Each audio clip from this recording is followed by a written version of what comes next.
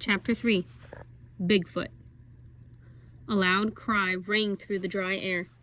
Teddy barked. Jack and Annie turned around in the clearing.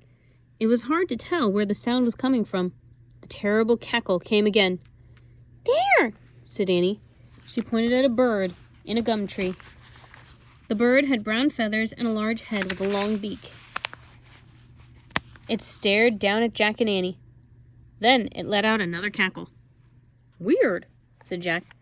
He found the bird in his book and read, "The kookaburra is the best-known bird of Australia.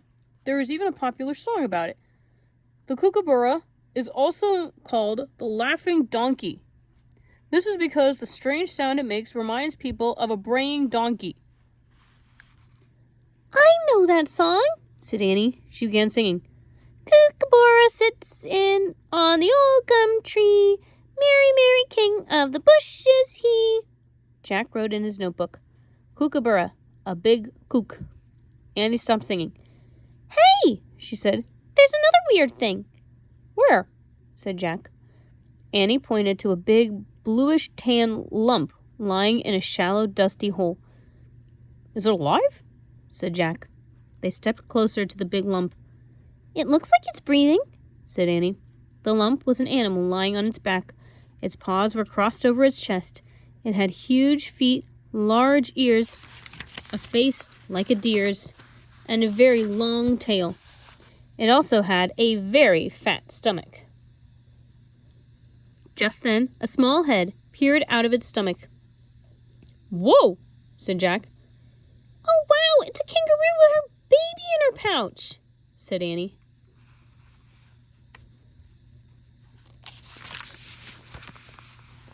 "Great," said Jack. "Remember, we have to get a gift from a kangaroo." Their voices woke the kangaroo. The animal jumped up from her shallow bed. She glared at Jack and Annie. Her baby peeked out of her pouch. The mother kangaroo gave an angry stamp. "Oh, we're sorry," Annie said. "We didn't mean to wake you." The kangaroo eyed Annie curiously. Then she took a giant hop toward her. Copying the kangaroo, Annie hopped toward the big animal. The kangaroo hopped again. Annie hopped. The kangaroo and Annie began hopping around each other. They looked as if they were dancing. Jack couldn't believe how graceful the kangaroo was. She seemed to fly through the air, then land as softly as a butterfly. He looked up kangaroo in his book and read, "The kangaroo is the most famous of the marsupials. The female carries her baby, known as a joey, in her pouch. Scientists call the kangaroo a micropod, which means Bigfoot. And big feet help a kangaroo hop higher than any other animal in the world. With a running leap, a large kangaroo can jump over a school bus." "Forget the hopping contest, Annie," Jack called. "She can out-hop you by a mile." He pulled out his notebook and wrote, "Kangaroo can jump over a school bus. Bigfoot." The kangaroo began stamping her feet again. "What's wrong?" said Annie. The kangaroo froze. Teddy growled from Jack's backpack. Some nearby bushes moved. A moment later, 3 dogs crept silently into the clearing. They were sand-colored and mean-looking. Teddy growled once more.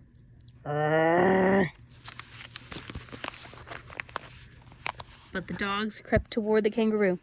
Suddenly, the mother kangaroo sprang into the air away from the dogs. The dogs chased after her. "Stop!" cried Annie. "Stop! Leave her alone!" As the kangaroo jumped, she turned in midair and landed facing a different direction. Then she zigzagged over rocks and bushes. Howling, the wild dogs raced after the kangaroo and her baby. Chapter 4. Joey.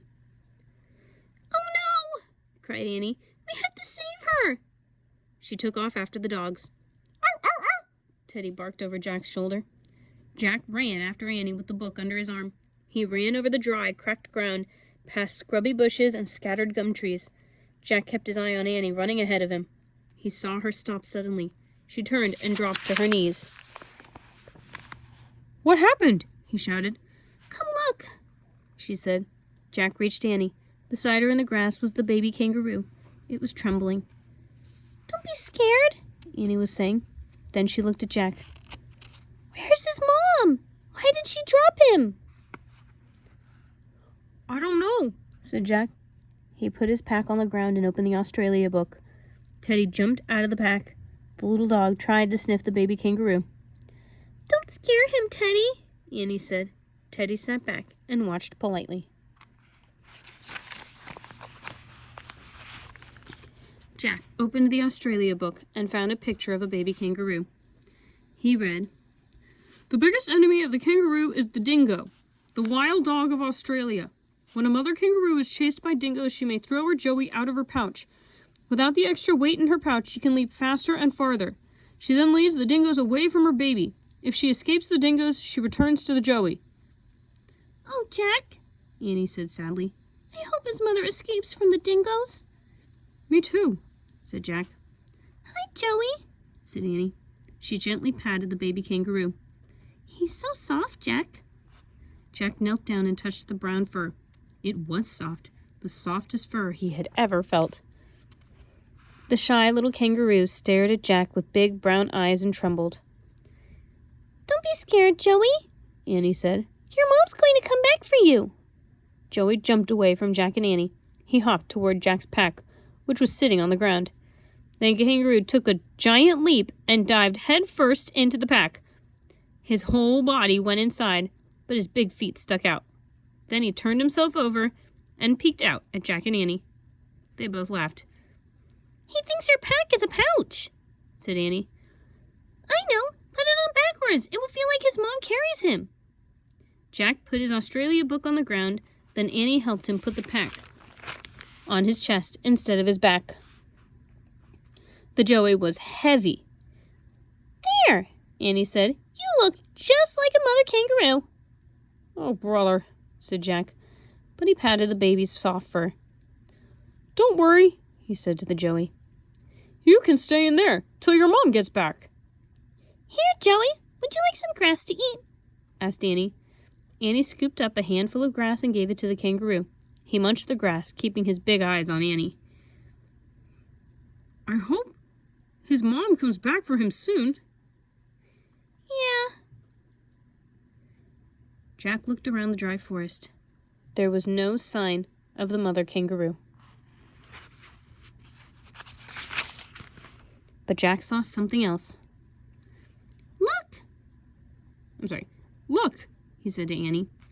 The wisp of smoke in the sky had turned into a big black cloud. Jack noticed the smell of burning wood was much stronger. "What are those campers doing?" said Annie. "Are they making a bonfire now or what?" A feeling of dread came over Jack.